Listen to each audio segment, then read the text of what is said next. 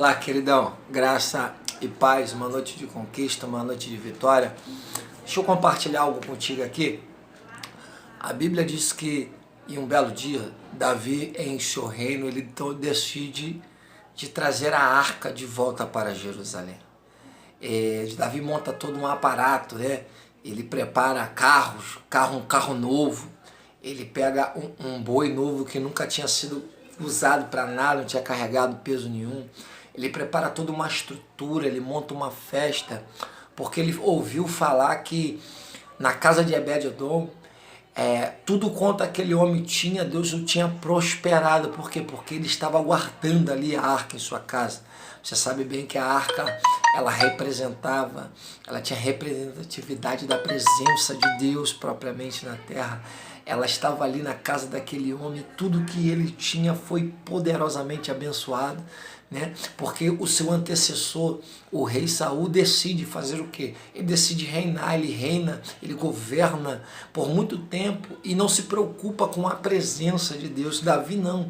Davi ele começa o seu reinado e se preocupa em trazer de volta a presença de Deus, né? Aquela arca que tinha em si, né, dentro dela a vara de Arão que florescera, tinha os 10 mandamentos e o maná, irmão, o maná que caiu do deserto, tinha aquela porção ali guardada. Então, Deus ele descia sobre a arca, né, sobre a tampa da arca entre os querubins e se manifestava ao seu povo. Então Davi tem essa preocupação e vai trazer de volta.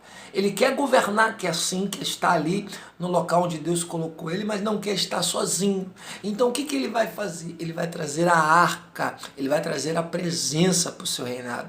Ele vai governar o povo, mas ao lado de Deus.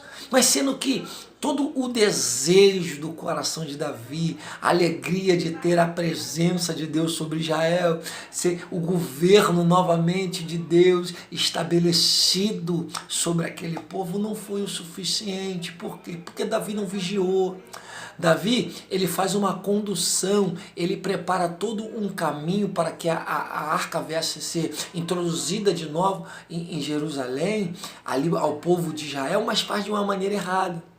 E quando ele coloca a arca em cima dos carros de boi, o que a Bíblia vai dizer? Que no meio da caminhada, sabe, teve aquela balançada, né?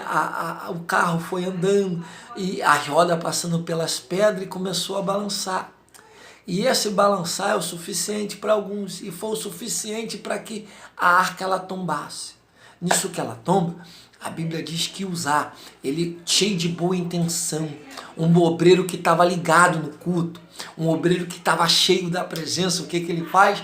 Ele vai lá, não vou deixar que caia, eu vou ajudar, eu vou colocar a mão, eu vou sustentar para que a arca não caia. E quando Uzá coloca a sua mão, a Bíblia diz que Deus traz uma ruptura e ele cai morto na hora. Ele é fulminado no mesmo instante. Por quê? A Bíblia diz que a maneira que a arca tinha que ser conduzida, sobre os ombros. 4 sacerdotes com uma vara, e colocasse na lateral da arca e viesse conduzindo, né, passo por passo, né, andando na mesma pisada, na mesma fé, no mesmo propósito, não sobre um carro. Então, o erro de Davi e a boa intenção de usar o obreiro ligado no culto não fez com que a ira de Deus não se acendesse. Por quê? Nós precisamos entender que o erro sem arrependimento, não adianta ter uma boa intenção de ajudar. Não adianta ter uma boa intenção de fazer o que é certo. Não vou deixar cair se Deus não estiver se agradando do que está acontecendo. Deus até permite algumas quedas para quê? Para que o povo se arrependa, para que se volte ao caminho. E nesse acontecimento não foi diferente, porque é a maneira da condução. Mas espera aí, a intenção de Davi é boa.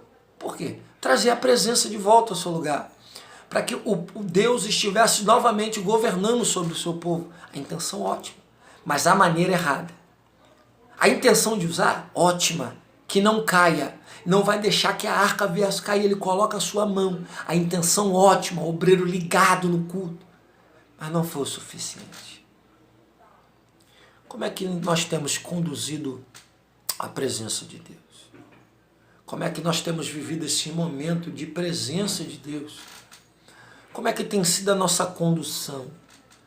Não adianta ter boas intenções agindo de forma errada. Não adianta ter boas intenções procedendo de maneira errada.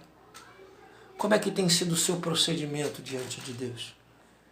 Como é que tem sido para você viver a presença de Deus? Será que se você vive a presença de Deus, como é que tem sido isso para você? Bem, vamos refletir. Que Deus nos abençoe em Cristo Jesus. Eu sou o evangelista Leonardo de Paula. Se você não é inscrito, se inscreva em nosso canal, ative o sininho, deixe o seu like, nos ajude, faça o seu comentário, compartilhe essa mensagem com alguém. Que Deus abençoe a sua vida em Cristo Jesus.